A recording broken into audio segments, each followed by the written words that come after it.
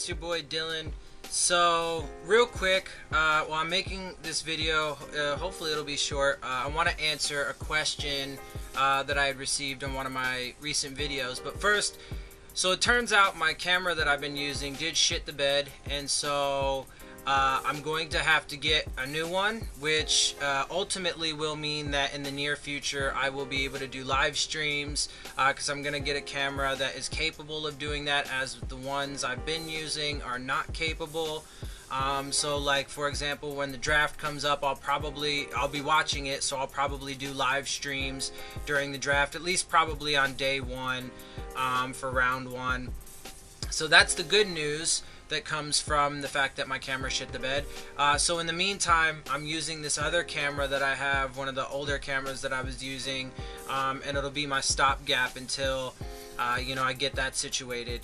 So the question came from Edward Manning, and basically he was asking me about why I don't like the coaching staff that's been coming in recently with these new hires and stuff. And so, first of all, this is a multifaceted response, multi-part response to the question. So it's not. First of all, I'm gonna start with the past, right? So it's or my blanket statement is that I don't necessarily have a problem with the coaching staff and the people that are coming in and stuff. So to explain that, I'll start with the past. First and foremost, one of my gripes with the situation is that I do not believe that Stephen Ross handled this situation appropriately. I don't believe so.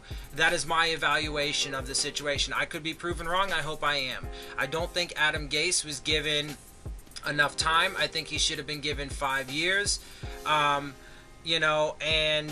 I think that, again, it came down to the fans being impatient, Stephen Ross being impatient, and, people just taking all kinds of things that, weren't in his control and, blaming him for it and so on and so forth. So there's that part of it. Obviously, you guys know that I'm not happy with how they handled that. I think he should have been given a 5-year window. Having said that, we do have a new coaching staff, and I think this coaching staff should be given a 5-year window. But that will remain to be seen, right? So real quick, I like Brian Flores. I think that as a guy, as a person, he's personable. I think that he's a genuine dude. I think he's got good principles. He had a good upbringing. He was, I think that as far as being a coach, I think he's a good coach. He's got a lot of experience. He's got diversity. There's a lot of good things to like. He came from a, good organization. I air quote just because I definitely believe that the Patriots have caveats, as in, they're cheaters and they get favored by the refs and blah, blah, blah, whatever. But that is, so that aside, he did come from certainly an organization that obviously wins a lot and so on and so forth. His defense had a good performance or whatever against the Rams. I do think some of that for sure was on the officiating, but whatever, we don't need to talk about that. We don't need to rehash that. So my point is I actually do like the guy, but a part of it is that, again, he's a first-year head coach, right? So he has to establish the culture. He has to establish chemistry with his coaches and his players in the front office. They have to have a successful first draft, right? They have to, make sure that they have got the right guys in that are going to buy into the system and the culture, that are going to fit the schemes, because it's a possibility we may switch from a 4-3 defensive front to a 3-4, or at the very least, Brian Flores has said that he's kind of fluid between the two, right? So that means, we could be in 3-4 packages. So we're going to have guys that are, either strictly capable or at least or interchangeable, right? So there's going to be a lot of changes. And then, of course, there's all the unknowns, right?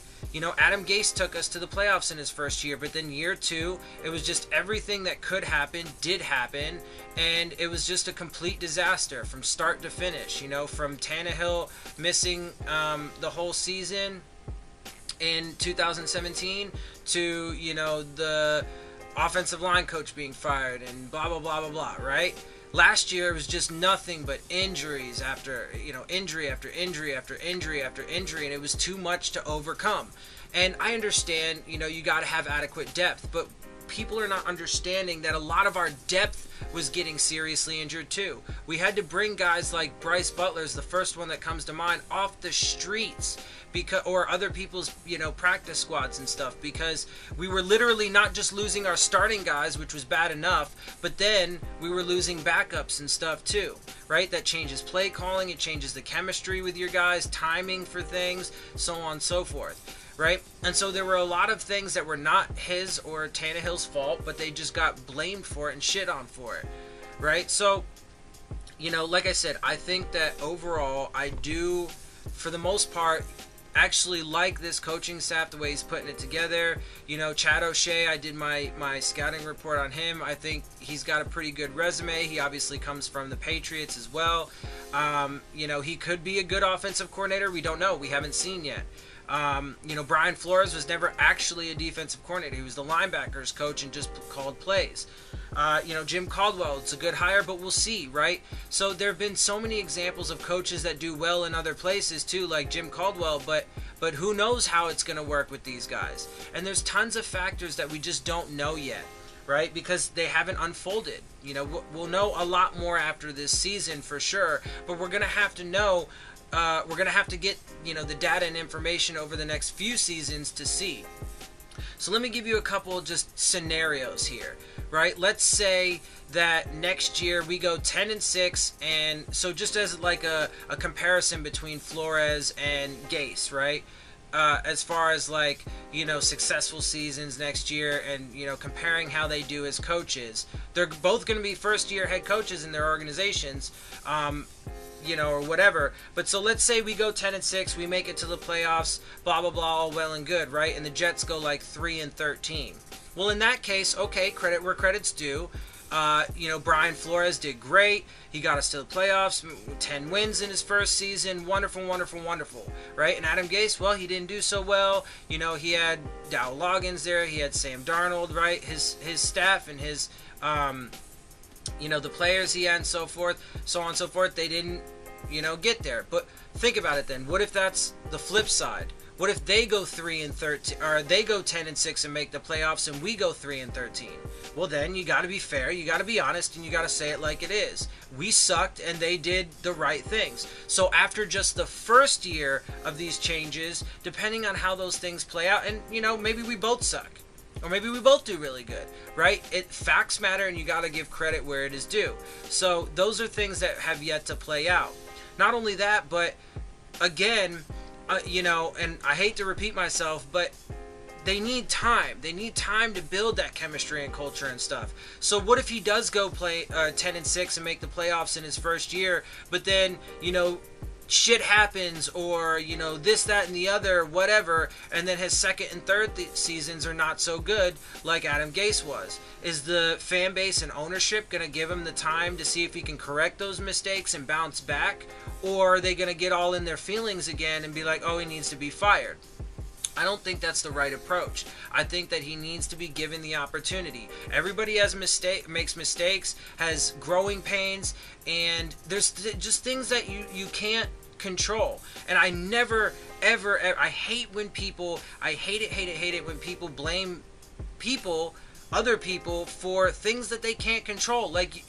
There's nothing you can do. Why would you be at fault for that? I've said it before in one of my videos. If you got blamed for something you didn't do, it's not fair, and you shouldn't accept that, right? Because it's unacceptable.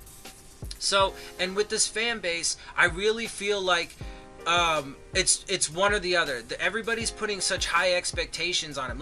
I've seen articles and headlines and stuff about, oh, Brian Flores is the perfect fit and blah blah blah blah blah, right? But come on, let's not get ahead of ourselves. Let's not count our chickens before they're hatched, right?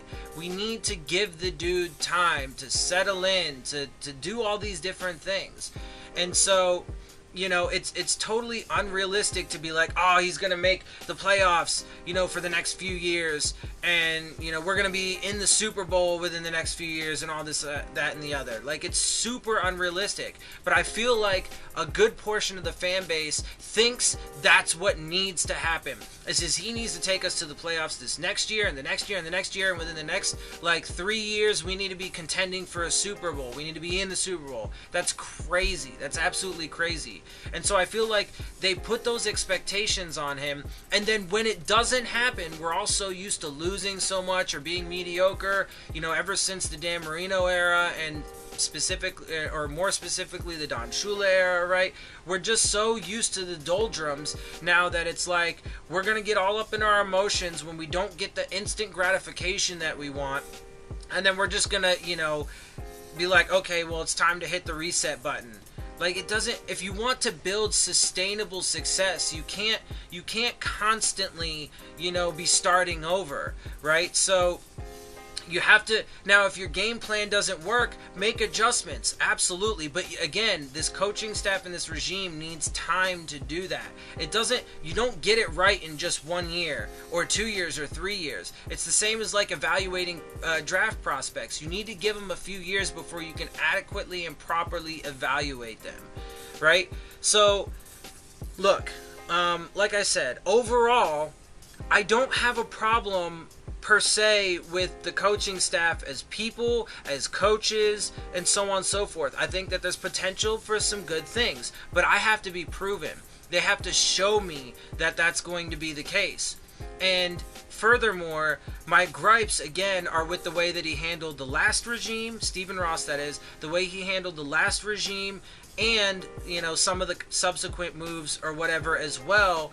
But also that the other side of it is there's just so much we don't know yet. So let's temper ourselves. Let's not get too, you know, ahead of ourselves. And I guess with like Brian Flores or whatever, the one thing for me is for me, now I know a lot of, you know, other Dolphins fans don't feel this way, but he didn't excite me. He didn't excite me. So maybe that'll change. There is a possibility for that. But again, he has to prove it and he has to show it. So yeah, I mean, that's really how I feel. I hope that answers the question. I hope that I was able to clarify my position on this for you guys. I apologize if I wasn't clear enough before, but, you know, that's my perspective.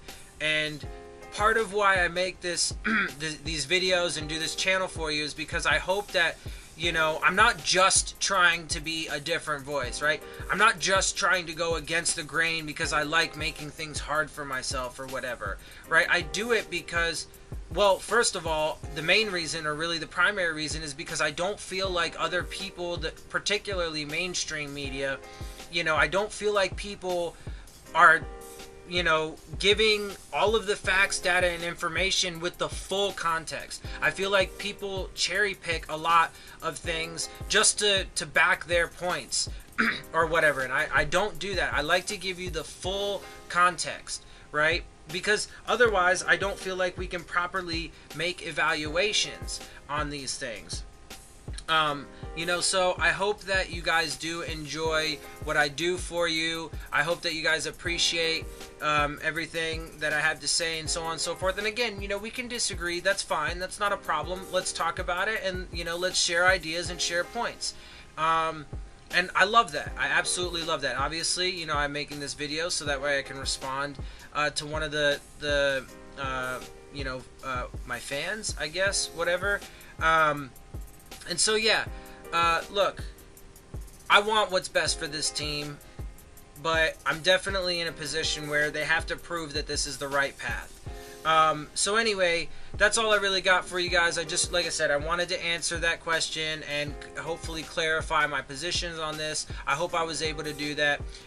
If you guys like my videos, make sure you hit the subscribe button, make sure you hit the like button, make sure you hit the bell if you want to get the alerts. Leave your questions, comments, and concerns down in the comments section. I love interacting with you guys, as you see.